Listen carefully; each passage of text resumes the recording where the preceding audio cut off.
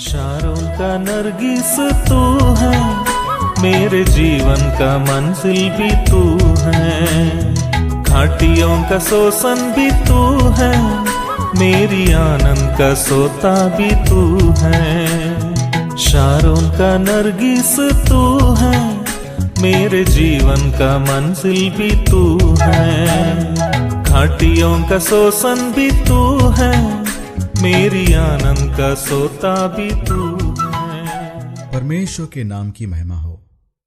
प्रभात मनन के आराधना संबंधी मनन में आप सभी का हार्दिक स्वागत है। आज प्रभु के दिन में हम सब परमेश्वर की आराधना करने के लिए तैयार हैं। उसके पुत्र के बलिदान को स्मरण कर उसके पवित्र नाम की स्तुति आराधना करने के लिए आओ हम अपने अपने मनों को तैयार करें। प्यारो, पिछले 2 सप्ताह से हमने प्रभु यीशु मसीह के एक नाम पर मनन कर रहे थे, जिसे हम यशायाह की पुस्तक उसके 9 अध्याय उसके 6 पद में पढ़ते हैं। क्योंकि हमारे लिए एक बालक उत्पन्न हुआ, हमें एक पुत्र दिया गया है, और प्रभुता उसके कंधे पर होगी, और उसका नाम अद्भुत युक्ति करने वाला, पराक्रमी परमेश्वर, अनंत काल का पिता और शांति का राजकुमार रखा जाएगा। परमेश्वर इस पढ़े गए पदों पर अपनी आशीष उंडेले। अद्भुत, वंडरफुल। प्यारो, ये मात्र उसका नाम ही नहीं था, परंतु ये उनका जीवन शैली था, उनका वो अद्भुत, वो अद्वितीय जीवन। अब सवाल ये उठता है कि क्या वैसा अद्भुत जीवन की आवश्यकता हमें भी है? हां मेरे प्यारों, बिल्कुल है, क्योंकि उसके बिना जीवन का कोई मतलब ही नहीं है। प्यारो, एक बात तो हम परमेश्वर के वचन के आधार पर समझते हैं कि निराशा भरे जीवन का कारण हमारे आसपास में घट रही परिस्थितियों के आधार पर नहीं होता है, परंतु हमारे भीतर आत्मिक स्थिति के आधारित होता है। अर्थात हमारी आत्मिक स्थिति कैसी है, ये ज्यादा इंपॉर्टेंट है। अवर spiritual condition is more important. उदाहरण स्वरूप, यदि हम अपने प्रभु की ओर ध्यान करें तो समझ में आता है कि वो भी इसी संसार में कुछ पल समय बिताए थे, परंतु उनका इस संसार को देखने का नजरिया बिल्कुल भी भिन्न था। उन्होंने प्रत्येक बातों को आत्मिक नजरिए से देखा था, और यही वजह है कि जब उन्होंने कुछ बोला तो उनकी बातें स्वर्गीय और आत्मिक भेदों से भरी हुई थी, जो अधिकांश बार आम लोगों के समझ से परे थी। फिर उन्हें उन्हीं बातों को सरल रूप में समझाना पड़ता था। उदाहरण स्वरूप, प्रभु ने कहा कि इस मंदिर को ढा दो और मैं इसे 3 दिन में खड़ा कर दूंगा। तो चेलों को ऐसा लगा कि वो यरूशलेम मंदिर की बात कर रहे हैं, परंतु उन्होंने तो अपनी देह के विषय में कहा था, अर्थात उनकी मृत्यु एवं पुनरुत्थान के विषय में कहा था। इस रीति से जब उन्होंने निकोदेमुस को दोबारा जन्म लेने के विषय में कही थी, तो प्रभु की बातें उसके पल्ले में नहीं पड़ी थी, और उसे लगा कि प्रभु ये क्या कह रहा है, ये कैसे संभव है। इस रीति से जब प्रभु ने कहा, जो मेरे देह को खाता है और मेरा लहू पीता है वह अनंत काल का भागी होगा, यह बात भी लोगों को बिल्कुल भी समझ में नहीं आई थी। ऐसे ही कई और घटनाएं हैं जहां लोगों को उनकी बातें समझ में नहीं आई, बल्कि उन्होंने उसे गलत तरीके से समझ लिया था, क्योंकि उनका हृदय अंधकार से भरा हुआ था। उनकी समझ पर पर्दा पड़ा हुआ था। वे सुनते हुए भी ना सुनते थे और देखते हुए भी ना देखते थे। परंतु उन्हीं के बीच हमारा प्रभु जो अद्भुत था, उसका मन आत्मिक परिपूर्णता से ज्योतिर्मय था। वह जो पाप और अंधकार के सामर्थ्य से परे था। इसी कारण उसका दुनिया को देखने का नजरिया बाकी लोगों से भिन्न था।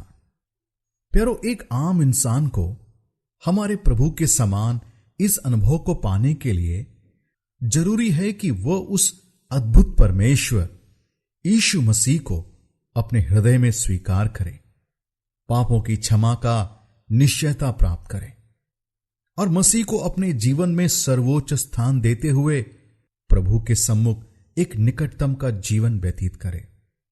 जैसे कि पौलुस अपने अनुभव को बताता है। गलतियों की पत्री 2 अध्याय और 20 में पौलुस लिखता है, मैं मसीह के साथ क्रूस पर चढ़ाया गया हूं। अब मैं जीवित नहीं रहा, पर मसीह मुझ में जीवित है। और मैं शरीर में अब जो जीवित हूं तो केवल उस विश्वास से जीवित हूं जो परमेश्वर के पुत्र पर है, जिसने मुझसे प्रेम किया और मेरे लिए अपने आप को दे दिया। प्यारो, जैसे कि पौलुस भी कहता है, मसीह मुझ में जीवित है। इस रीति से एक इंसान जैसे ही परमेश्वर के परिवार में जन्म लेता है तो उसे एक आत्मिक अनुभूति प्राप्त होती है। उसका भीतरी इंसान मरे हुए अवस्था से जाग उठता है। उसके लिए सब कुछ बिल्कुल नया हो जाता है, क्योंकि वो अद्भुत मसीह यीशु उसमें वास करने लगता है। एक मशहूर गीत के लेखक जोनाथन एडवर्ड्स के द्वारा लिखा एक अंग्रेजी के गीत कुछ यूं कहता है, heavens above is softer blue, earth around is sweeter green. Something lives in every hue Christless eyes have never seen. गीत का सार यह है मेरे प्यारों कि जो अनुभव एक परमेश्वर का जन करता है, वह अनुभव एक मसीह रहित आंखें कदापि नहीं कर पाएंगे। जब वो अद्भुत मसीह आपके हृदय का राजा है, तो आपकी आंखें वैसे ही देखेंगी जैसे मसीह देखता है। आपके कान उस रीति से सुनेंगे जैसे मसीह सुनता है। आपकी प्राथमिकताओं में बदलाहट आने लगती है। प्यारो, उस अद्भुत मसीह के बिना आपके जीवन के विषय में सोचे। एक आशाहीन, निरंकुश और पाप और अंधकार में भटका हुआ जीवन था। और एक कड़वी सच्चाई यह है कि यदि आप इस दशा में मर जाते हैं तो यही अनुभव अनंत काल के लिए आपके हिस्से में था। नर्क अर्थात मसीह अथवा उस अद्भुत अनुभव से दूर, अंधकार और दर्द से भरा हुआ अनंत काल का जीवन। प्रभु ने जब नर्क शब्द का इस्तेमाल किया, इसे ग्रीक भाषा में गेहाना कहा गया है। इसका मतलब वह स्थान जहां शहर के पूरे कूड़े कचरे को फेंक कर उसे आग लगा देते थे। मसीह बिना एक इंसान इसी कूड़े के समान मसीह से दूर अनंत काल के लिए दर्द और करहाने के लिए फेंका जाएगा। परंतु प्यारो, परमेश्वर का धन्यवाद हो कि उसने हमें चुन लिया, हमारे हृदय में जन्म लिया, हमारे जीवन की दिशा को मोड़ दिया, हमारी मंजिल को बदल दिया। आज हम उस अद्भुत अनुभव की अनुभूति में जी रहे हैं और एक दिन हमारा यह अद्भुत अनुभव और भी बढ़ जाएगा जब हम स्वयं अपनी आंखों से उस अद्वितीय परमेश्वर हमारे प्रभु यीशु मसीह को देखेंगे। तब हमारा जीवन संसार के इन तमाम दुख मुसीबतों से दूर उस अद्वितीय अद्भुत प्रभु के संग आनंद मनाएंगे, उसकी स्तुति करेंगे, उसकी प्रशंसा करेंगे, अनंत काल के लिए उस अद्भुत अनुभूति का लुत्फ उठाएंगे। तो प्यारो, आइए इन्हीं विचारों को मनन करते हुए उस अद्वितीय परमेश्वर और अद्भुत परमेश्वर की आराधना करें, क्योंकि उसने हमारे जिंदगी को अद्भुत बना दिया, क्योंकि उसका नाम ही अद्भुत है।